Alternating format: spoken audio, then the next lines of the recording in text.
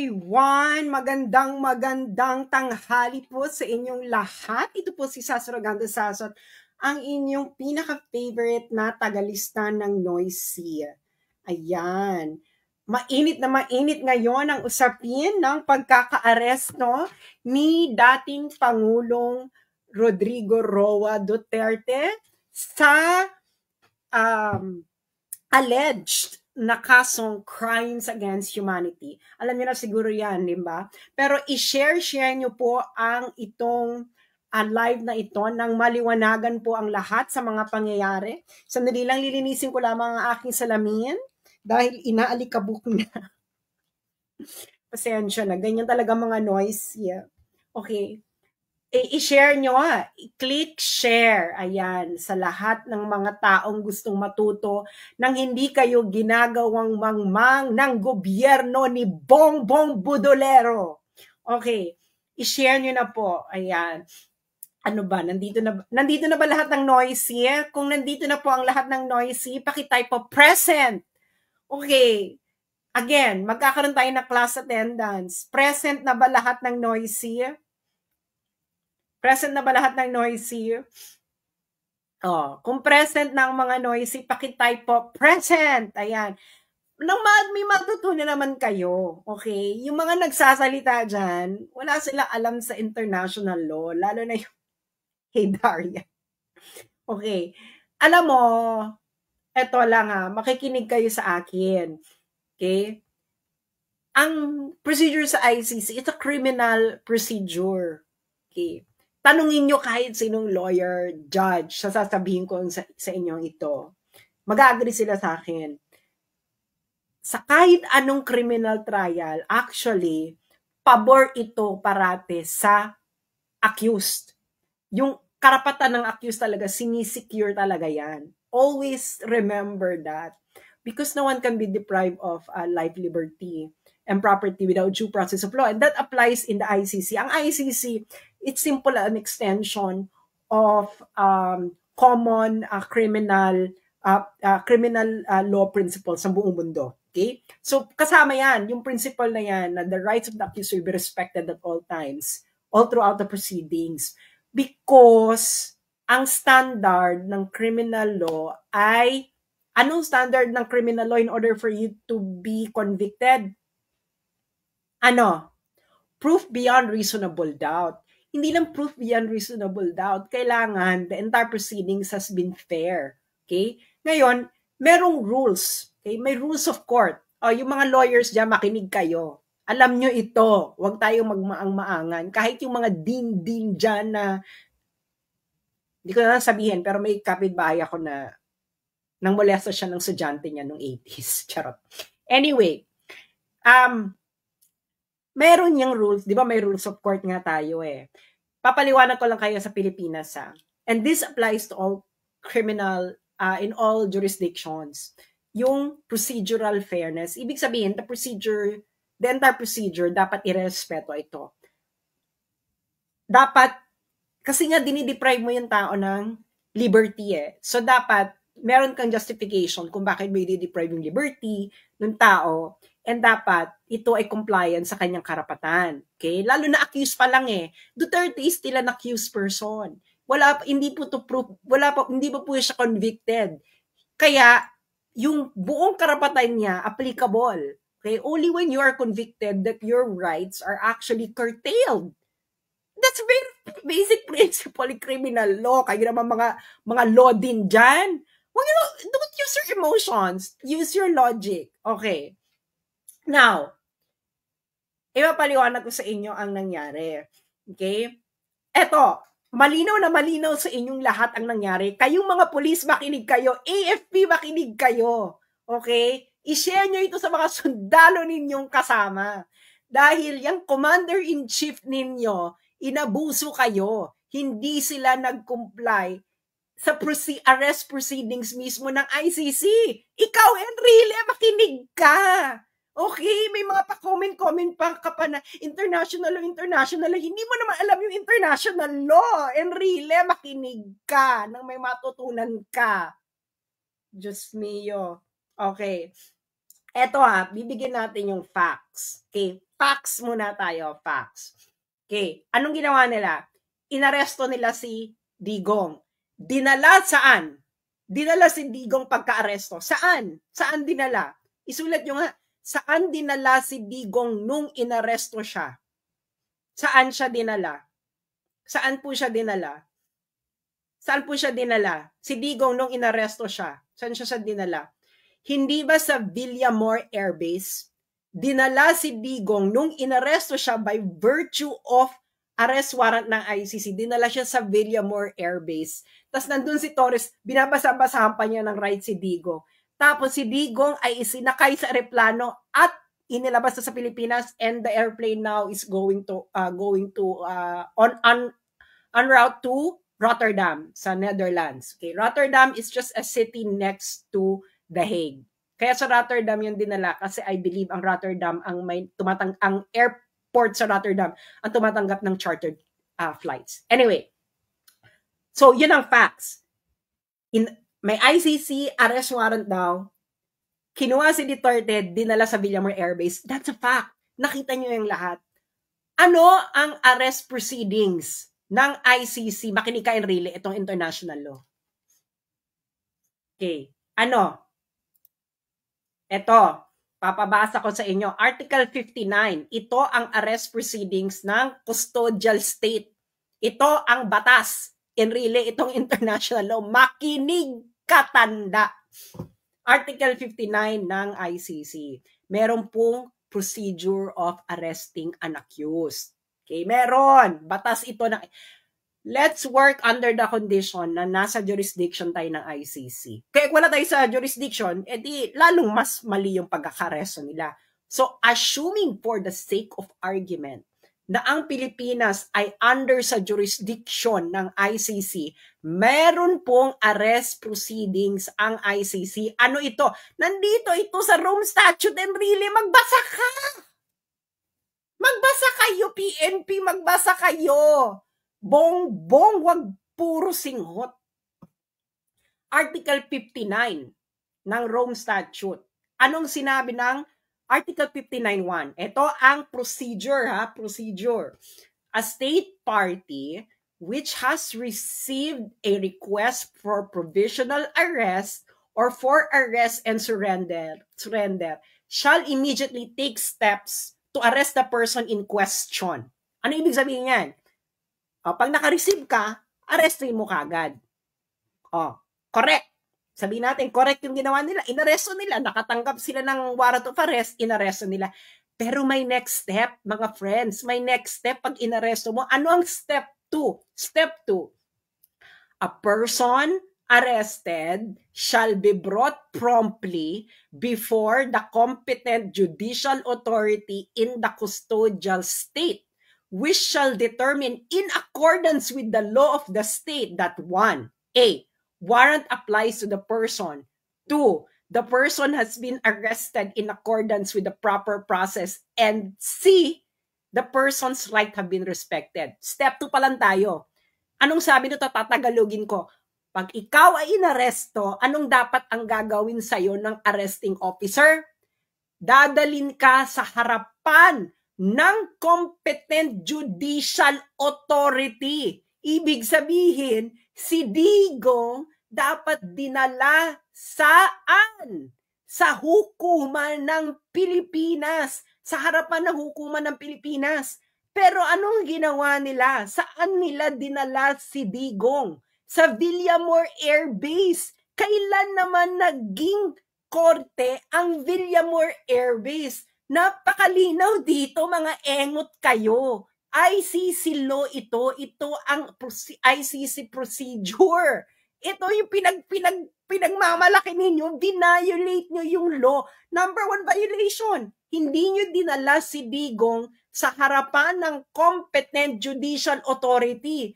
Yung competent judicial authority na yun, which is ang ating korte, dapat ididetermina ng competent judicial authority ng Pilipinas na 1, na ang warrant ay nag-a-apply kay Duterte, and number 2, na yung naaresto si Duterte has been accordance with the proper process. Was it proper process? Hindi mo nga dinala sa harapan ng competent judicial authority. Torres, tanga ka! Ikaw ang may kasalanan nito. Ignorance of the law. What? Excuses no one. Nasa batas ng ICC, Torres, Bongbong Marcos, na pag inaresto mo, may inaresto ka na may warrant of arrest from the ICC, dadalhin mo yung inaresto mo dapat sa harapan ng competent judicial authority sa bansa mo. Yaan ang nasa batas ng ICC. You violated it. You violated it. Okay. Diba? Violated na. Kita niyong lahat. Saan dinala si Digong? Dinala ba si Digong sa harapan ng competent judicial authority? No! Kitang-kita niyong lahat. Siya dinala sa Villamor Air Base. Hindi ba? Villamor Air Base. Villamor Air Base is not a competent judicial authority. The AFP, na yun ang pugad ng AFP, Villamor Air Base is not a competent judicial authority. Torres is not a competent judicial authority. Sino lang ang competent judicial authority sa Pilipinas? Nasaan ang judicial power sa Pilipinas? Nasa Supreme Court and the courts. Dinala ba nila sa kahit anong korte sa Pilipinas si Duterte? No. So they violated ICC rules already. Doon pa lang. They violated procedures. At alam to ng mga lawyers, if you violated a procedure, anong mangyayari sa kaso? Diba? If things are fair, anong mangyayari? Tanungin nyo sa mga lawyers. Tanungin ninyo sa mga law din. Kung sinabi kong sila na sasabihin nila hindi madidismiss, you are not acting on jurisprudence. Ayan o, in accordance with the law of the state, ibig sabihin in accordance sa law ng Pilipinas, ididetermine na pa ng korte ng Pilipinas dapat na yung warrant ay nag-a-apply kay Duterte. Second, na yung pagkaka-aresto kay Duterte ay dumaan sa proper process. At number 3, na ang rights ng arrested ni Duterte ay dapat respected. Ididetermine na pa yun ng court. Anong ginawa nila, Bongbong? Anong ginawa ng AFP? Anong ginawa ninyo mga polis? Ipinasok nyo si Duterte sa eroplano at inilipad nyo palabas. Is this according to the arrest proceedings ng ICC? No. Is it according to the arrest proceedings ng Pilipinas? No. So kayong mga polis, kayong AFP, anong batas ang sinusunod ninyo, mga putang ina kayo? Sabihin nyo sa mga Pilipino, anong batas ang sinusunod ninyong mga putang ina kayong mga sundalo at mga pulis sa ginawa nyo kay Duterte? Batas ng Pilipinas? Definitely no. Batas ng ICC? Definitely no. Dahil ayon mismo sa ICC, dapat ang inaresto ninyo ay dinala mismo sa harapan ng competent judicial authority ng Pilipinas. At yung competent judicial authority na yon, dapat ay aalamin pa na ang warrant ay nag-a-apply kay Duterte, ang arrest proceedings ay proper, at ikatlo, ang rights ni Duterte ay respected. Hindi nyo ginawa yan. So definitely, kayong mga sundalo, kayong mga pulis, anong batas ang sinusunod nyo? Explain it to the Filipino people. What was the law did you follow? What was the law did you follow? Illegal. Everything that you did is illegal. You are not following the Constitution. You are not even following the ICC statute. So what are you following, kayong mga sundalo at mga pulis? Magising kayo. Ngayon, okay, nag-violate na sila doon. Hindi ba? Nag-violate na sila noon. Hindi nila iniharap si Digong. Hindi nila hinarap si Duterte sa competent judicial authority. Dinala nila, di ba, sa Villamor Air Base, and from Villamor Air Base, inilakay ng eroplano. That's not according to the arrest proceedings of ICC itself. Meron ka ng procedural flaw. Kayo ang nagkamali. Kayo mga pulis, mga sundalo, wala kayong batas na sinusunod. Mahiya kayo sa mga anak ninyo, sa pamilya ninyo, at sa bansang Pilipinas. Anong batas ang sinusunod ninyo? Ito ang batas na umiiral sa arrest ni Duterte. ICC statute. And according to the ICC statute, dapat si Duterte ay iniharap sa competent judicial authority ng Pilipinas. Hindi nyo ginawa yan. So, anong sinusunod ninyong batas? Wala. Ngayon, violated na yan. Pupunta ngayon tayo sa Article 59.3. Anong sabi ng Article 59.3 ng arrest proceedings? The person arrested shall have the right to apply to the competent authority in the custodial state for interim release pending surrender. Anong ibig sabihin nito? Di ba? Inaresto mo. Tama. Inaresto nyo. Kayo, tama. Ang pagkakamali nyo kayong mga sundalo at mga polis, hindi nyo ginawa yung step 2. Dinala nyo dapat si Duterte sa harapan ng competent judicial authority ng Pilipinas. At pag nakaharap na si Duterte sa competent judicial authority, dun siya mag-a-apply ng interim release pending surrender. What did you do? You violated the procedures of ICC itself. Sabihin nyo nga sa akin, kayong mga law din na nagmamarunong-marunong, was Article 59.2 complied with? Kitang-kita ninyo ang nangyari.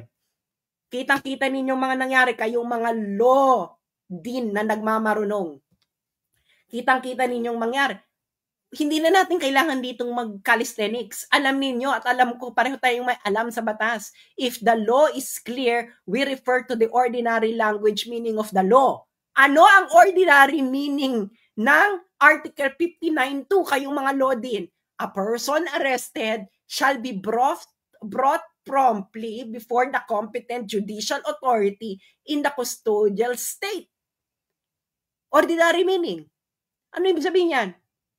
Yung inaresto mo, dapat dadalin mo sa harapan ng competent judicial authority.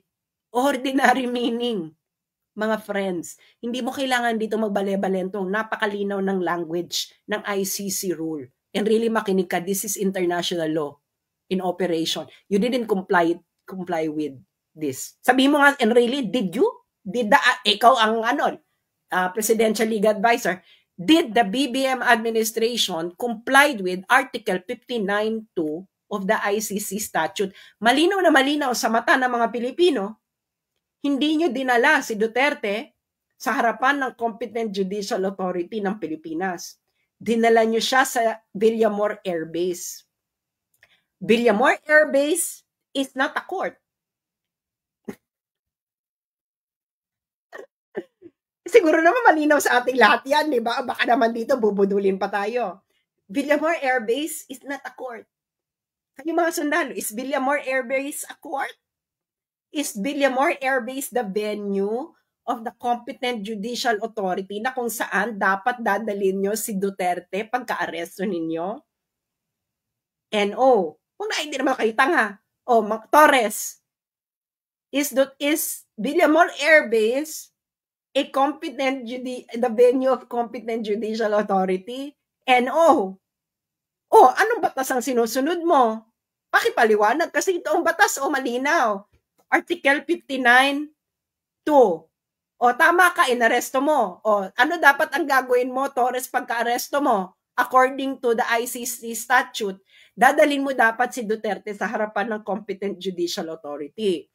At pag nasa harapan na ng competent judicial authority, si Duterte, yung competent judicial authority, ia-assess niya in accordance sa batas ng Pilipinas na 1, na ang warrant ay nag-a-apply kay Duterte.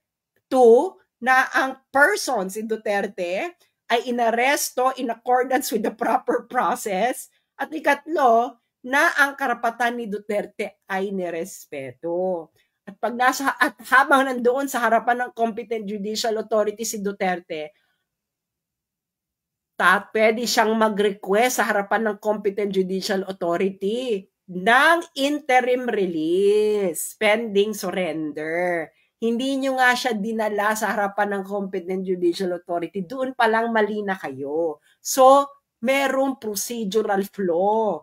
Kayong mga lawyer, kung ang accused, kayong mga lawyer, mga dean, kung may procedural flaw sa pagkakaaresto,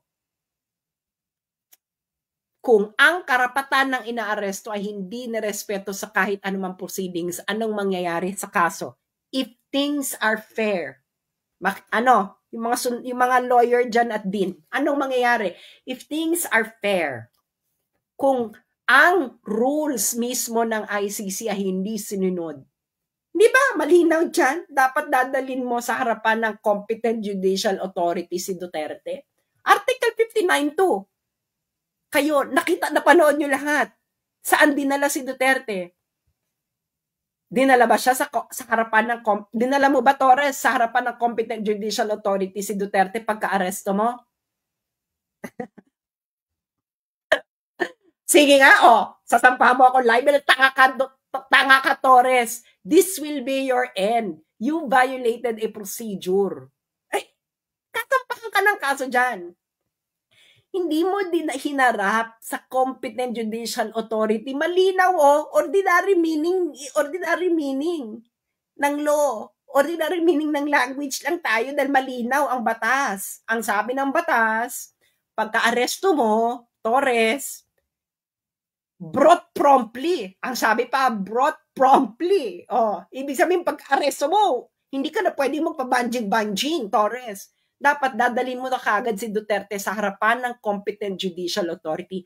Ginawa mo ba, General Torres? Kayong mga pulis na nakikinig dito,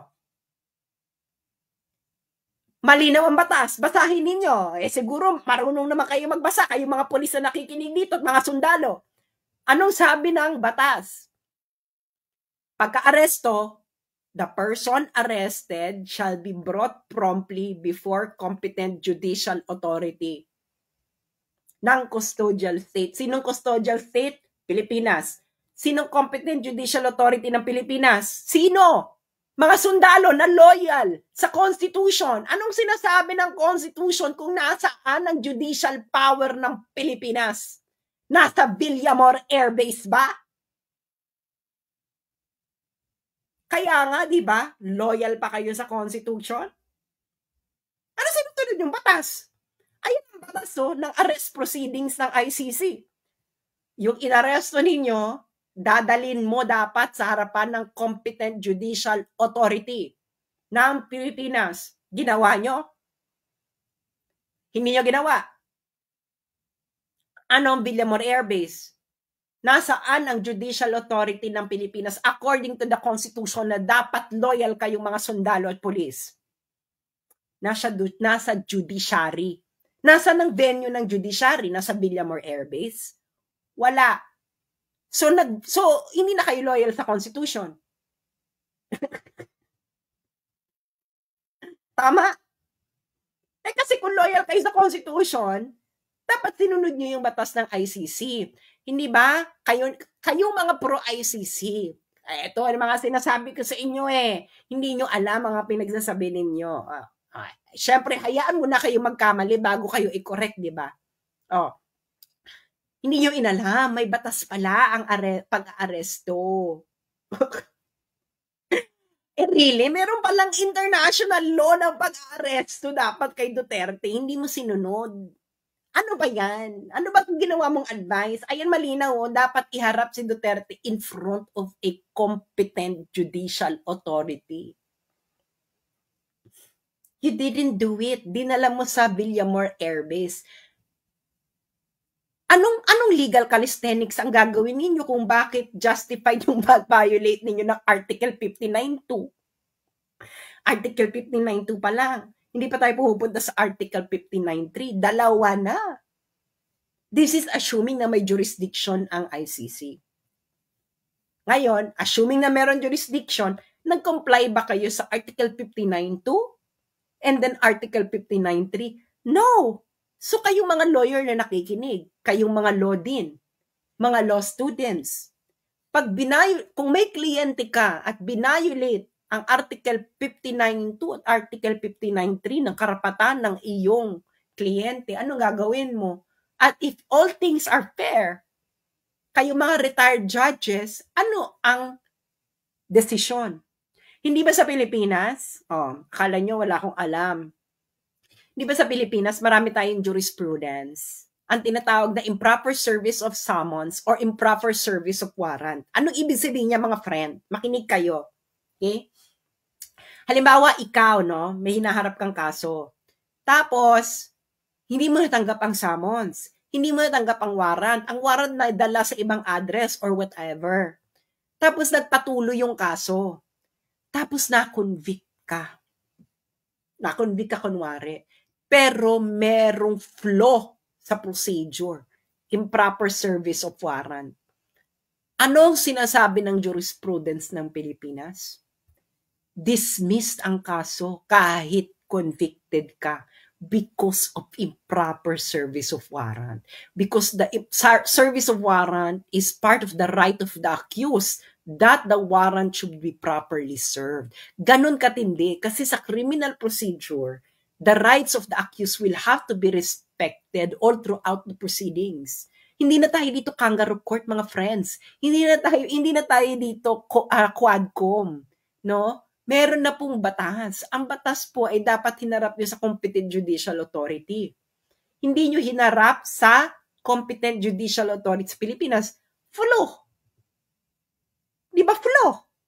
Yung mga sundalo, mga pulis, anong batas ang sinusunod ninyo?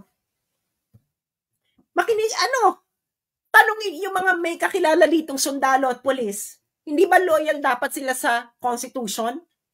Sa Constitution natin, di ba, international law will be part of the law of the land.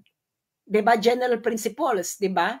General principles of international law will be part of the law of the land. Kaya nga sinasabi nila, ICC is part of the law of the land, emerald. Di dapat part ito ng law of the land natin, Article 59.2. ICC law ito ng Rome ng arrest proceedings ng ICC. Paano yan, mga sundalo? Meron bang batas sa Pilipinas na nag-justify sa ginawa nyo kay Duterte? Wala. Meron bang batas sa ICC arrest proceedings na nag-justify sa ginawa ninyo? Wala. So, hindi batas ang sinusunod ninyo, mga sundalo at pulis. Anong sinusunod ninyo? Paki-explain ka. Hindi batas ang sinunod ninyo nung ginawa nyo kay Duterte. Hindi tao ang sinunod ninyo. So you are no longer under the rule of the law, but under the rule of men. Mag-isip-isip kayo. Yung mga matitinong sundalo dyan, nakikinig ba kayo, mga kayong mangging kaligatan? I'm pretty sure, no? 16,000 tayo. I'm pretty sure nakikinig kayo. Uulitin natin sa mga kakarating pa lang. Okay? Ulitin natin sa mga kakarating pa lang. Facts muna tayo. Facts. Anong facts? Meron daw warrant of arrest na inisyo ang ICC laban kay Duterte. Inaresto nila si Duterte, dinala nila sa Villamor Air Base. After Villamor Air Base, isinagay sa aeroplano.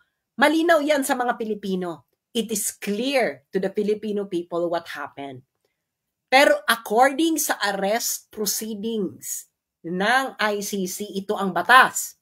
Di ba sabi niyo sinusunod niyo ang ICC? So dapat susundin niyo rin ang ICC arrest proceedings. Ano ang arrest proceedings ng ICC? Arrest. Yung inaresto, iaharap mo dapat sa competent judicial authority.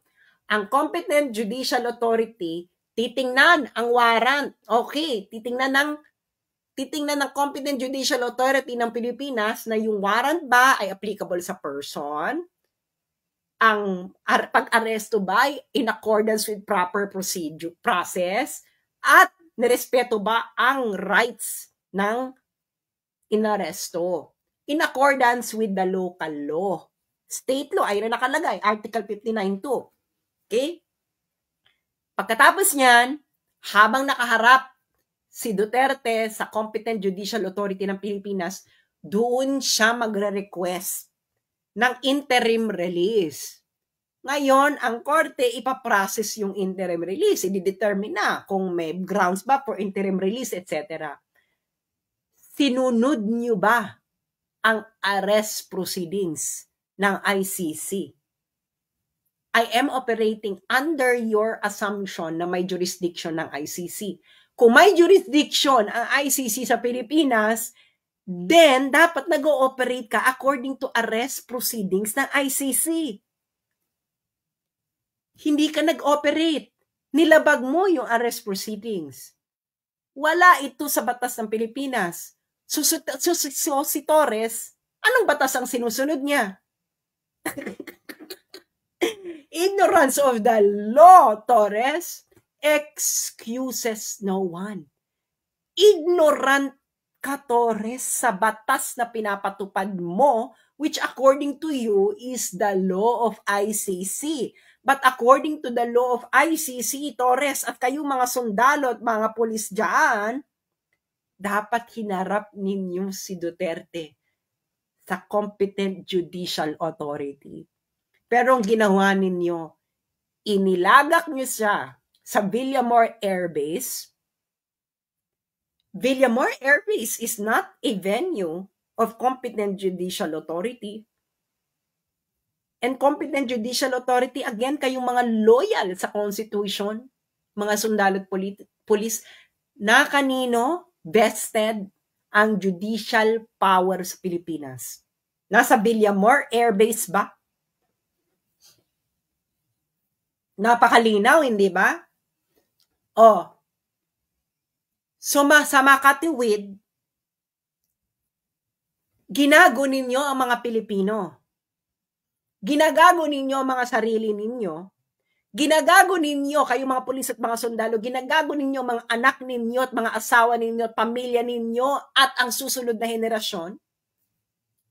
Sumunod kayo sa kautusan ng bangag na hindi alam ang batas na dapat ay pinapatupad ninyo. Saan kayo ngayon loyal? Sa Constitution? O nasaan sa Constitution na tama yung ginawa ninyo? According to the Constitution, international law is part of the law of the land. Kayo nagsasabi, pinapatupad ninyo ang warrant of arrest ng ICC. Ergo, you are complying within the law of ICC. Dapat. Nag-comply ba kayo? No. Ba't hindi kayo nag-comply? Dahil hindi nyo alam ang batas. Is that an excuse? Ignorance of the law excuses no one. Nagpagamit kayo kasi sa mga politiko. Ngayon, etong mangyayari dyan, mga sundalo, mga pulis, mag-isip-isip na kayo. The first defense of Duterte is the violation of Article 59.2. ICC ngayon ay mapupunta sa hotspot kasi malinaw na malinaw. Hindi hinarap si Duterte sa harapan ng competent judicial authority ng Pilipinas. Pag nagsalita ang ICC na okay lang na hindi iharap sa competent judicial authority, ICC will be violating its own rule. Napakalinaw, this is ordinary meaning ng language principle. And this will be taken up. But I'm sure by the UN Security Council. Sino mga permanent members ng UN Security Council? China, Russia, US, France, UK. Well, maybe US, hindi natin alam kung anong magiging response. But Russia and China will definitely move to cancel the proceedings. Suspend at least. UK at France. Paano i-justify ng UK and France na malinaw na hindi hinarap si Duterte in front of a competent judicial authority ng Pilipinas?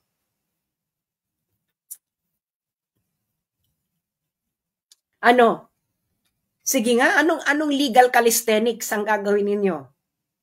Article 59.2, pagka-aresto, dapat ihaharap sa competent judicial authority.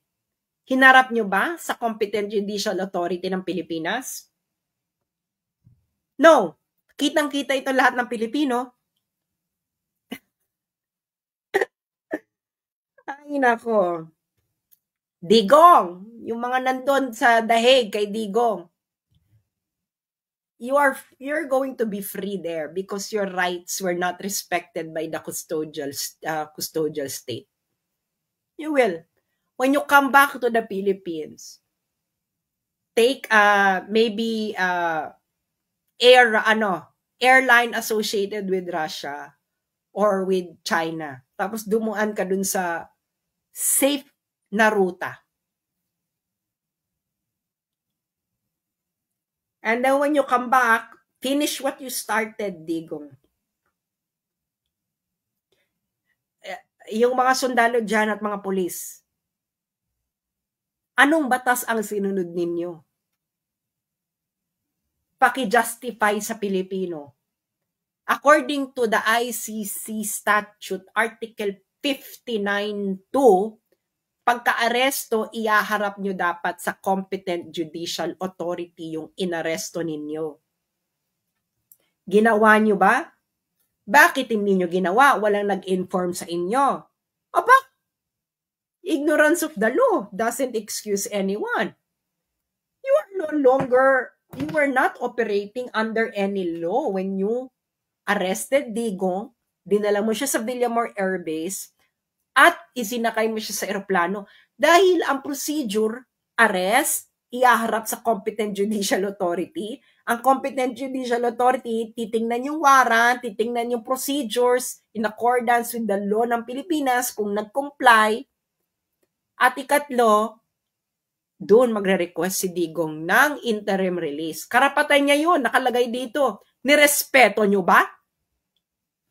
Kayong mga sundalo at mga pulis, sinong nag-utos sa inyo para labagin mismo ang batas ng ICC?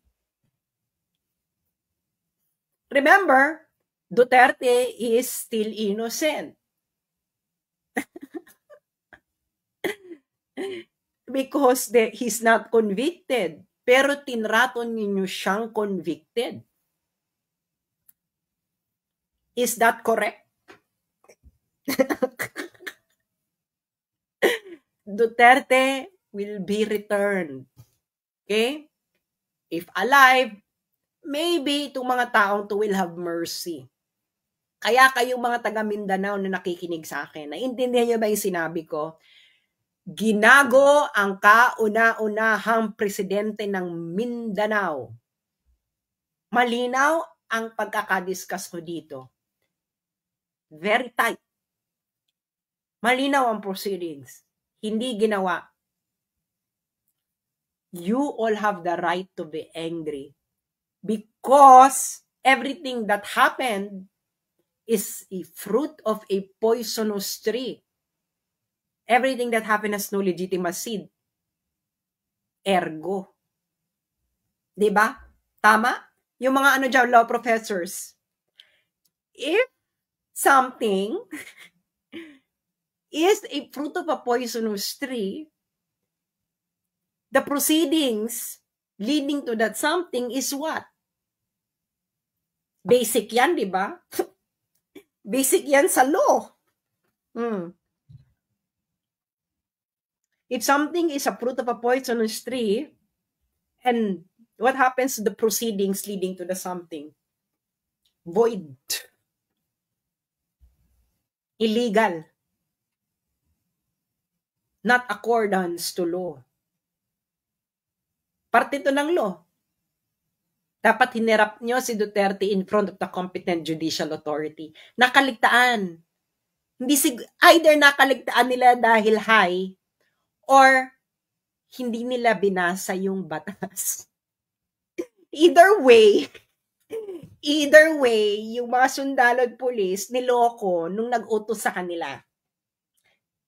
Uto-uto naman kayo. For me, uto-uto kayo.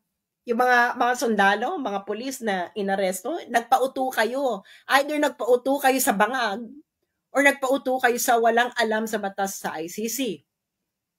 Eh kung both, mas malala.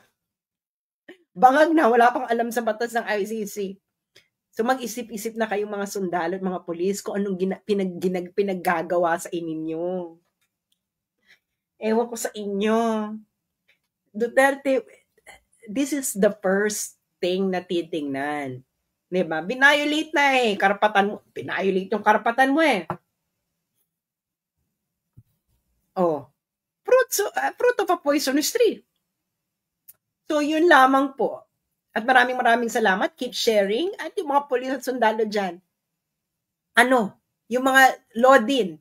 Malinaw ang facts. Mga dean ng mga law schools. Malinaw ang facts, hindi ba? Inaresto si Duterte, dinala sa Villamor Air Base, isinakay sa eroplano. Yung mga law din dyan, kung tunay kayong may alam sa batas, anong sinasabi ng ICC law? Pag-aresto, ihaharap sa competent judicial authority. After pagharap sa judicial authority, yung judicial authority i-determine na kung yung warrant ba ay para dun sa tao, proper ba yung pag-aresto, at nirespeto ba yung karapatan. And after nun, may karapatan si Duterte humiling ng interim release. Kayong mga law din, napakasimple nito. Hindi ba? The wording of the law is not ambiguous. Ang facts ng nakita ninyo kahapon, judge it according to the law of ICC on arrest proceedings. Did the facts yesterday comply with the arrest proceedings ng ICC? Napakasimpleng tanong. Kahit siguro first day law student masasagot. Diba? Tanong, yan ang pagdebatihan nyo ngayon. Facts. Inaresto, dinala sa Villamor Air Base, isinakay sa eroplano, itinakas, inilabas ng Pilipinas. Ano ang batas? Arrest, present promptly before a competent judicial authority. Competent judicial authority will look at the warrant, will look at the proceedings ng pagkakaaresto, titingnan kung nirespeto ang karapatan ng accused, and the accused can request interim release. Kasama sa karapatan niya yon. Again, law din ng lahat ng law school sa Pilipinas. Facts kahapon, inaresto, dinala sa Villamor Air Base, isinakay sa eroplano, inalabas sa Pilipinas. Batas, arrest, iharap sa competent judicial authority, bubusisiin ang warrant, ang pagkakaaresto, at kung na-comply ba ang rights ng accused. At doon, pwedeng mag-request si Duterte ng interim release before surrender sa ICC. Tanong, yung law and facts, magkatugma? Kung ang law at ang fact ay hindi magkatugma, sino dapat manaig? Ang law, di ba?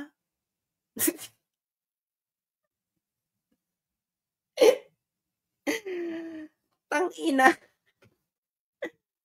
Oh, tama ako? O mali? Kung mali ako, dapat matinding legal calisthenics. Ito, malino yung batas. Ulitin natin, mga law din, mga law students. Facts. Inaresto, dinala sa Villamor Air Base, isinakay na eroplano, ipinuslit ng Pilipinas. Batas. Dapat inaresto, pagka-aresto, ipipresenta sa harapan ng competent judicial authority. Competent judicial authority, titingnan ang warrant, titingnan kung ang pagkaka-aresto ay nagko-comply ba ito sa batas ng Pilipinas at kung ang rights ng accused ay sinunod. At doon kasama ang karapatan ni Duterte humiling ng interim release bago siya isurrender. Tanong again, ulit-ulitin natin para pumasok sa kokote ninyo. Yung batas ba at yung facts kahapon ay magkatugma? Ay, Diyos ko, kahit siguro grade 5 ang natapos, masasagot ang tanong ko. Maraming salamat po sa inyong lahat. At kung gusto nyo hindi maging engot at yung mga kasamahan nyo hindi mag-engot, i-share nyo ito. Maraming salamat pong muli at mabuhay ang mga totoong nagmamahal sa bayan natin.